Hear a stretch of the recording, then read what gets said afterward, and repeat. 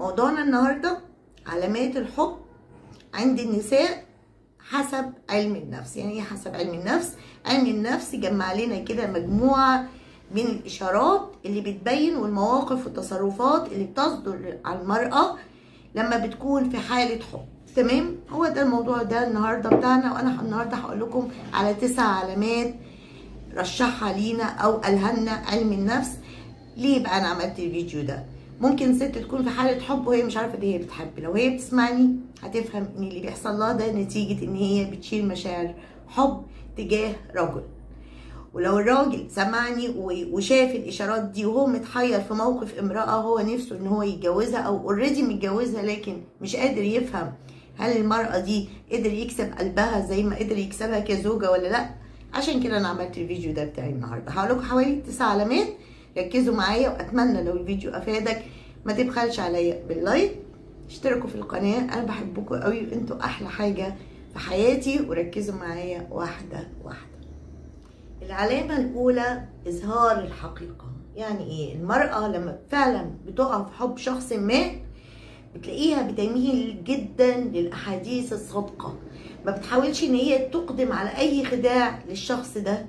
هي عايزه تحس بارتياح زائد، تتعمق في العلاقه من خلال ان هي بتتكلم وبتظهر ذاتها الحقيقيه، وبتتكلم في اي موضوع بيطرح بينهم بمنتهى الصراحه عشان هي تحس براحه اكتر. هي لانها اوريدي بتحبه، هي مش هتبقى مرتاحه الا لما هو يكون عارف كل حاجه عنها، فتلاقيها بتنطلق وبتتكلم، ما بتكدبش، ما بتخدعكش، بتجاوبك بمنتهى الصراحه، لان ده هيؤدي الى تواصل في الاحاديث ويؤدي الى عمق وتعميق العلاقه بينكم.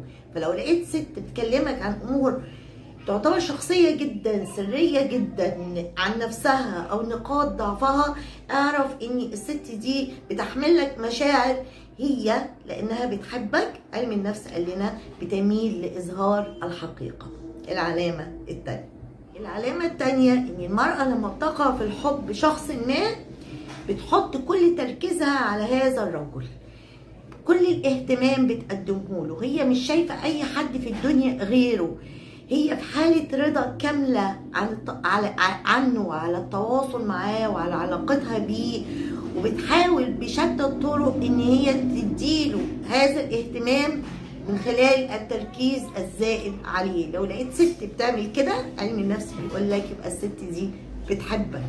نمرة 3، الست لما تقع في الحب دي العلامة الثالثة بيبقى كل اهتمامها متركز ان حبيبها ده يعيش بشكل اكثر راحة، فتلاقيها هي بتهتم بكل امورك، بتقدم كل الدعم لاي حاجة هتديك شعور بالراحة، نوع من العناية الغريبة بتلاقيها بتصبها عليك بمنتهى الرضا والشغف، ان انت تكون متوفر لك سبل السعادة بتقدمها لك بلا حدود، وبتحس ان هي مش قادره حتى ان هي تسيطر على نفسها في ان هي تقدم لك بلا حدود الشيء اللي هو يريحك، يخلي حياتك افضل على كافه المستويات. العلامه الرابعه بتلاقيها ان هي مهما كان عندها ارتباطات ومواعيد وشغل، ان هي مشغوله اوريدي جدا، لكن هي بتنتهز كل الفرص ان هي تقضي مع هذا الشخص اللي هي بتحبه اطول فتره ممكنه، عايزه تديله كل وقتها مهما كانت مشغوله. لا لحد عنده هي لا، هي مش مشغوله، هي عايزه تديله كل الوقت كانها ما بتشبعش منه، يعني هي عايزه تفضل موجوده معاه، هي مبسوطه وهي موجوده معاه، فهي ما بتبخلش عليه بوقتها مهما كان ارتباطها. فلو لقيت ست بتعمل كده مشغوله جدا وست ذات حيثيه ووضع وبتفضي نفسها ليك وسايبه ان هي وقتها ليك انت، اعرف ان الست دي بتحبك. نمره ايه دي؟ 5، بتلاقيها بتهتم بكل تفاصيل هذا الرجل الروتينيه، بتلاقيها مهتمه جدا تعرف كل تفاصيل يومك، سواء احداث عاديه او غير عاديه او امور معتاده جدا وروتينيه جدا، هي مهتمه تعرف كل تفاصيل يومك بمنتهى السعاده. هي عايزه وحريصه ان يكون بينكم تواصل اكثر عمقا، عايزه تعرف عنك كل حاجه. محدش بيعمل كده، ولا بيفضي دماغه لحد، ولا يهتم انه يعرف امور حد العاديه، وان هو يبقى عايز يعرف ويسألك اصلا انت عامل ايه، الا لو كان بيحب. وخصوصا المرأة زي ما قال لنا علم النفس. العلامة السادسة، العلامة دي رائعة جدا. بصوا، مفيش اشخاص ممكن يلتقوا في كل الامور ووجهات النظر، لكن الست لما بتحب، وحتى لو حصل اختلاف بينها وبين هذا الرجل اللي هي بتحبه في وجهة نظر امر ما، بتسمعه كويس، بتتقبل رأيه، ومبقى عندهاش اي مانع ان هي تنفذ وجهة نظره او كلامه. هي بتحبه، فاي حاجة هو بيقولها او عايزها هي حباها، هي بدلوقة من الاخر. العلامة اللي بعد، تلاقي الست دايما تتكلم عن مواقف حصلت زمان وعدت بينكم وبين بعض وعارفاها بكل تفاصيلها. والستات ما يتوصوش، يعني احنا بنعرف التفاصيل كويس جدا، بنهتم بالتفاصيل. هي الست كده غير الراجل خالص، وتلاقيها بترجع تحكيها لك تاني بمنتهى الشغف ومنتهى الحماس والسعادة ان هي مرت معاك بالمواقف دي. يعني الحاجات دي لسه في دماغها، هي محتفظة بيها ومش قادرة تنساها، ومازالت بتولد عندها مشاعر وبتقولها لك. اعرف ان هي بتحبك. طب اعمل ايه عشان افهمكم اكتر من كده؟ العلامة اللي بعد، الست لما بتحب واحد بتلاقي بتعزز جدا ثقته في نفسه، احترامه لذاته، تقديره لنفسه، بتعزز ده جدا وبتديله منتهى الدعم النفسي لهذه الثقة الخطيرة. يعني الإنسان أصل هي بتحبه، هي كل حاجة فيه هي شايفاها رائعة، كل حاجة فيه هي بتقدرها جدا.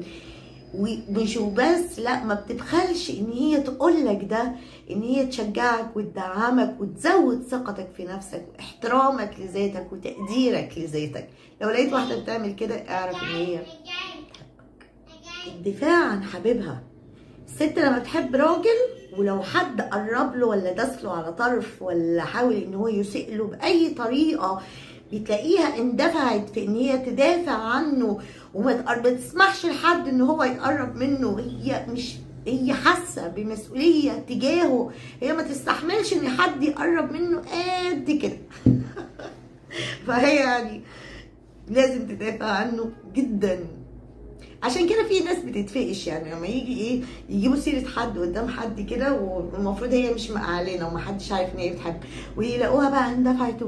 وبعدين في فرق انك تدافع عن زميل او زميله بطريقه، وفي فرق لما الست بتحب وتيجي تدافع بيبان علينا قوي يعني.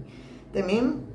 انا كده خلصت الفيديو بتاعي، بس خدوا بالكم بقى، انا هعمل لكم جزء تاني عن علامات الحب عند المراه في لغه الجسد. واللي مش عارف يعني ايه لغه الجسد، هي اللغه غير المنطوقه، الرسائل اللي بيبعتها الجسم من خلال الحركات وايماءات معينه. كل حته في الجسم بتبعت رساله للي حواليك، فانت علشان تعرف الست اللي قدامك دي هي فعلا بتحبك ولا لا، حتى جسمها بيبعت اشارات. فلغه الجسد خطيره جدا. انا هعمل لكم فيديو ان شاء الله عن علامات الحب عند المراه، لان انا لو عملت دلوقتي علامات الحب عند المراه من خلال لغه الجسد الفيديو هيطول جدا.